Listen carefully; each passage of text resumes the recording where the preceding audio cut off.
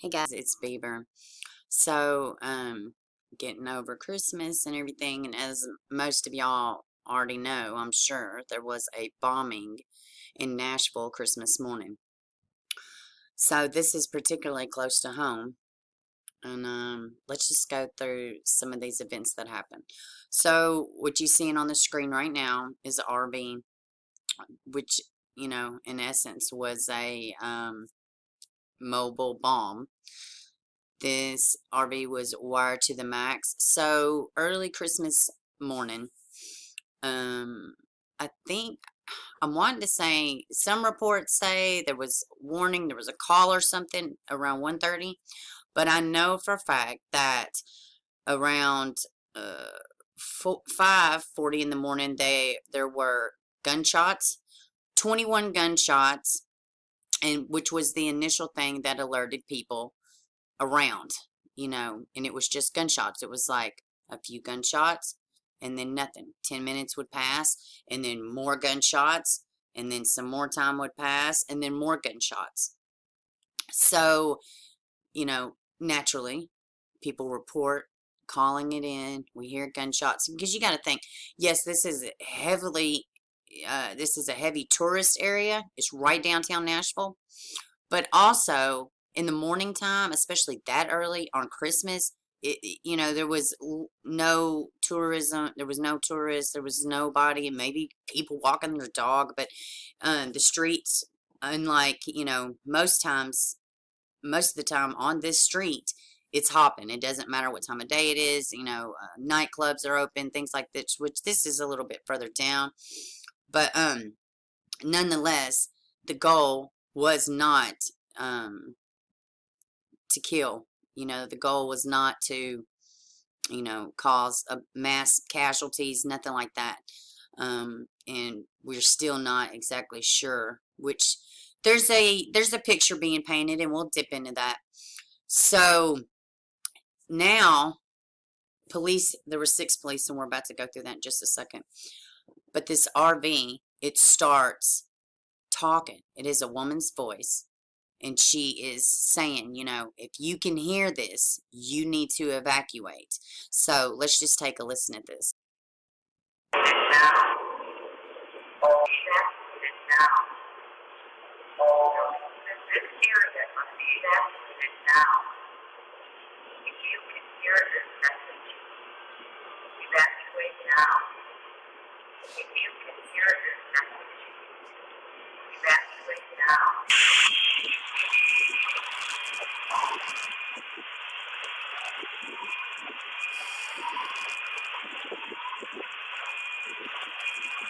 Absolutely crazy. It's just crazy. You can hear the chaos. You can hear it going on. All the alarm systems. So right before this explosion, I told you that there was these officers that were called. So there were officers already on the scene while the recording was going off, and while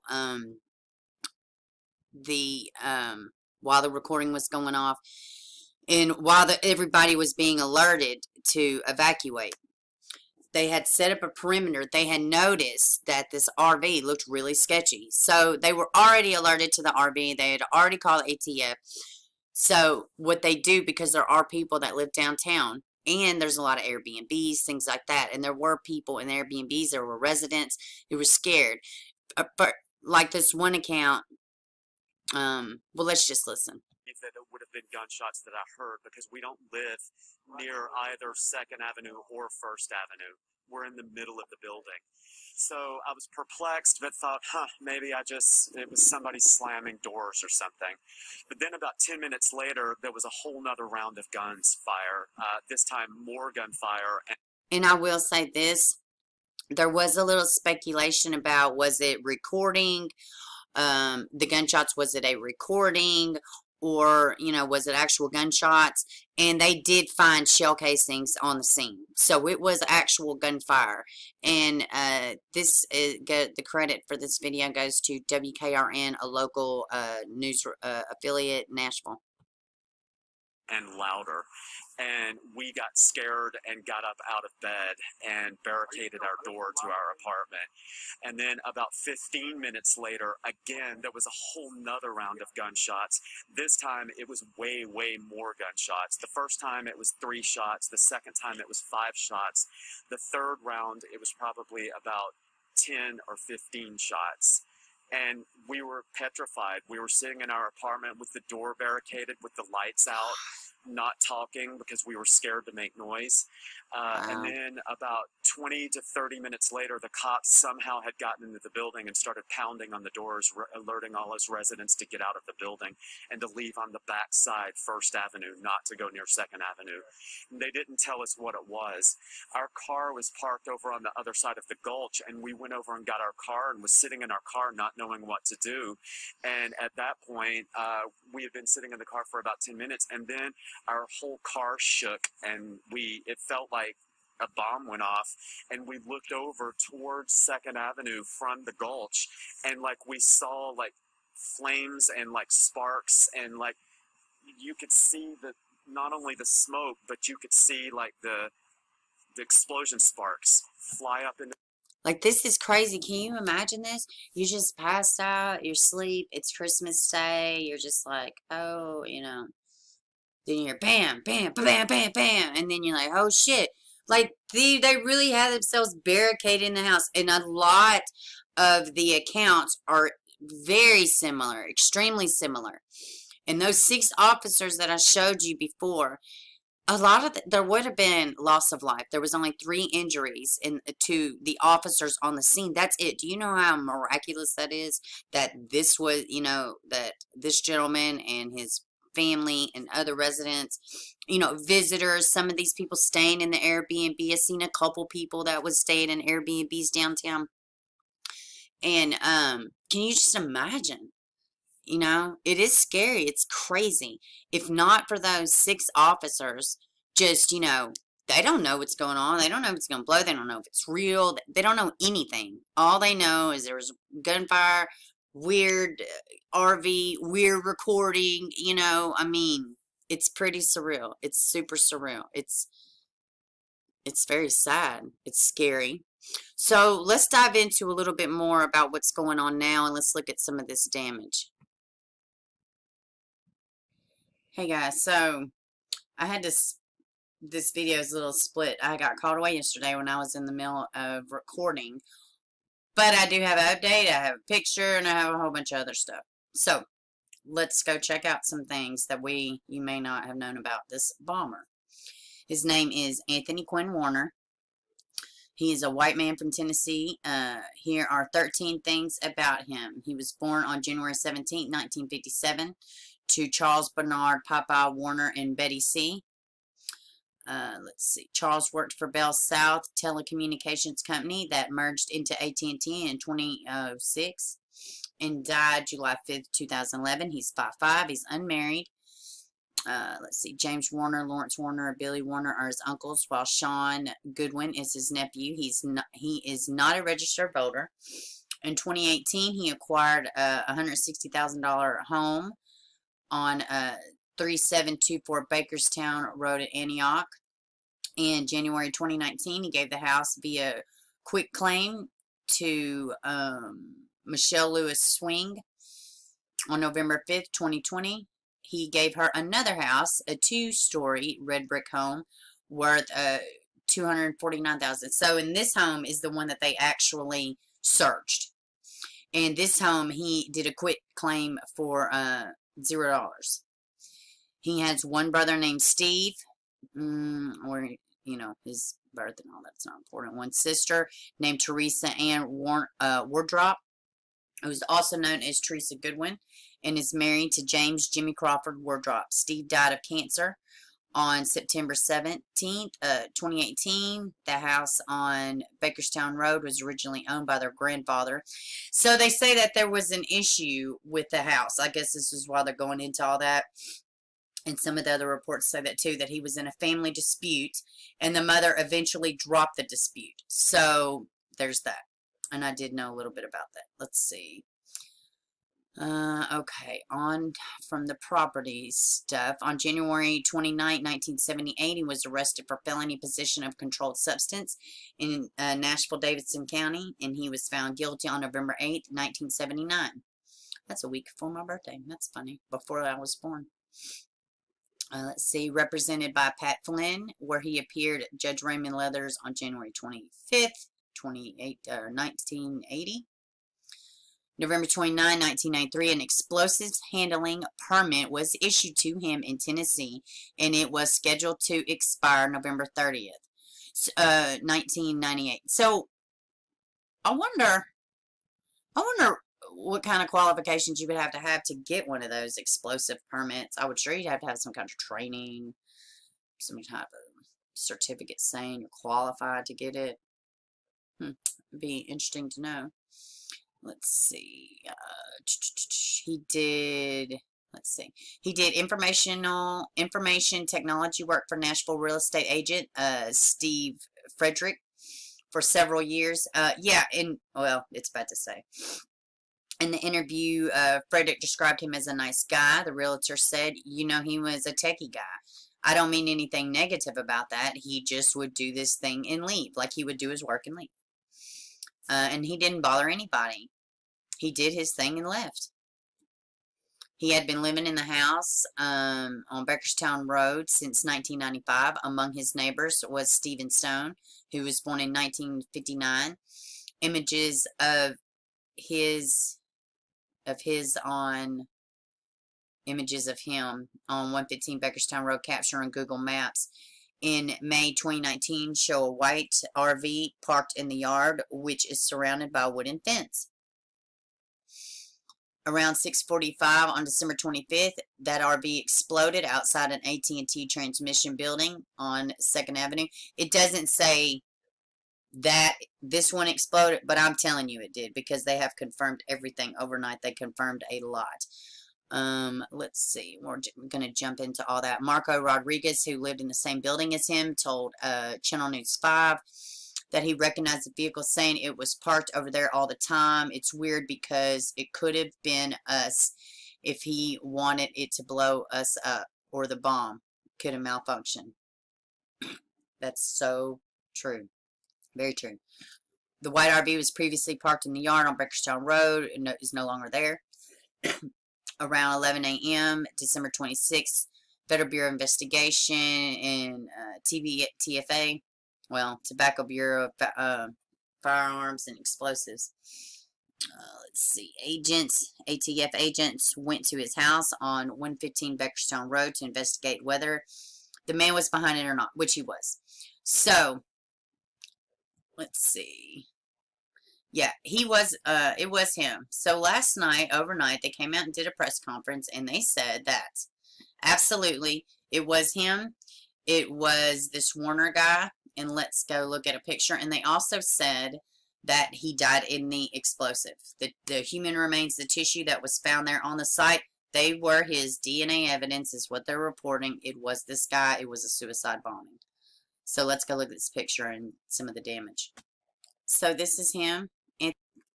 There are some moving theories, and it is it's pretty strange. I will tell you what I feel like is strange is that I'm seeing people that normally wouldn't come out and say conspiracy. I'm seeing people come out and say that, which is so strange to me. Like straight-laced conservative people are like false flag, blah blah blah. It's so weird. Well, here's another element too. There's, of course, there's rumors kicked around. This guy was a Trump supporter. I haven't seen no evidence of that. I haven't seen a MAGA. I ain't seen none of this. I haven't seen, and he's not a registered voter. So, I don't know. He seemed to have pretty much, for the most part, kept to himself over the years. No wife, no kids. He had the dispute with his mom over this house. She sued him, and then she dropped the complaint. But both of the houses went to this woman in California. There's no, and let me say this too, the woman didn't even know that these houses were in her name. You can deed a house to somebody, and they don't have to know about it. You don't have to have their permission. You don't have to do any of that. Some people don't know that. And apparently this woman didn't know either. And they're not saying if she knows him, how she knows him, if she's a relative. They're not saying that as of right this second. So it's a weird story. It's very weird. There is a little moving thought that he has gotten extremely paranoid about 5G. I will say this also. This is a massive part. And I've been affected by this. In fact, today is Monday. It's early morning Monday. So when I'm recording this one, I started recording yesterday. And it wasn't until late last night where I got all my power back on my phone to where I could receive messages, calling. I mean, this has been going on for ever since Friday. No phone, no stuff. Internet's been out. 911 systems have been out. People are saying that that's what he did. And it was right in front of the AT&T building, but also a data center. So, and it's been a nightmare trying to restore power. I mean, this crosses over Georgia, Kentucky, Tennessee. So, this was extremely sophisticated. He did not want loss of life because he announced, go, evacuate. So, let's go look at some damage and wrap this up. This video is getting pretty long-winded, and we're about to talk about it on the stream, but I wanted to get this out. It's really crazy. So, here's just the front of one of the buildings. You can see in directly where it was in front of, all the way up that building, the whole front, the windows, all of it blowed out. You can see some of the videos to where it shows like things just being blown off. I'm going to show you a video here in a second of this officer being just, you can see the officer and all of a sudden you see the explosion. It's pretty wild. It's crazy. And like when we had the Boston Marathon bombing, do y'all remember that? It was like days. It was like rapid. Bam, bam, bam. Everything came out. They had to chase these brothers down, and it was crazy. That's something else, too. I'm waiting on a manifesto. People that do something this sophisticated, they have a reason. I do not want this to be like the Las Vegas situation where we're just left with nothing. No motive, no nothing. Just bullshit conspiracy theories. I do not want this one to be like that, but literally, Pete, they're not saying a lot, about people involved, this guy, that, nothing. It's wild. It's so sad. And it's amazing that these officers were able to get these people to safety. Wow, just look at that. It's crazy. It's absolutely crazy. It's just crazy. This is a Hooters right here, this orange. This was a Hooters. You can see part of the Hooters sign right there. And I've worked downtown for like 10 years. Let me say that. I've been in this area 100 times. I've lived here most of my adult life, and it's just devastating. It's just devastating. And it all started with this clown. We know Nashville's had the tornado this year. Hundreds of businesses, small businesses gone because of COVID. Tennessee's taking a hit. Nashville specifically, because at the beginning of the year, we had tons of devastating tornadoes. I mean, they're just now rebuilding downtown. It's amazing to me. Let's go look at this one little video, and then we're going to wrap it up. And this is reported. This is off of Nick Burris. He is a phenomenal reporter. He handles a lot. He covered Evelyn Boswell. But Baby Joe Clyde Daniels, this Nick Burris, the local journalist, he's amazing. He's such a good guy. Great reporting. But he handled the Joe Clyde Daniels case very closely. He spoken to the father, the mother, grandparents on a first name basis. I mean, he's a great journalist, great local journalist. He was also he also followed the you see the boy whose older brother killed him. Y'all remember me talking about that a while back, and I went to the little gathering that they had. Anyways, he's great. Go check him out if you're interested in Nashville news. Nick Burris, Channel 5. Well, all right, let's just watch this. There's no sound, so. Like there's the officer. Look right here.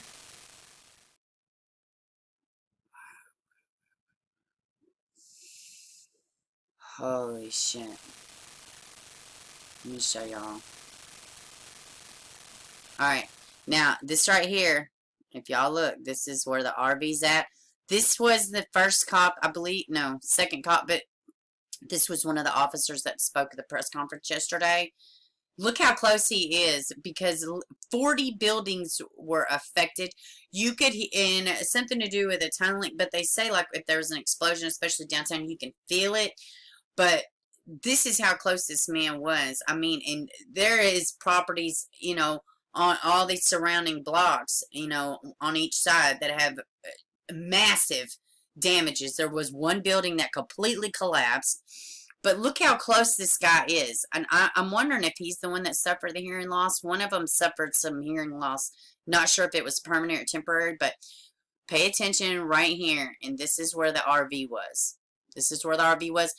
And now mind you, right now, all they're hearing is this recording. If you can hear this, evacuate now. Evacuate now is going to be an explosion. That's so.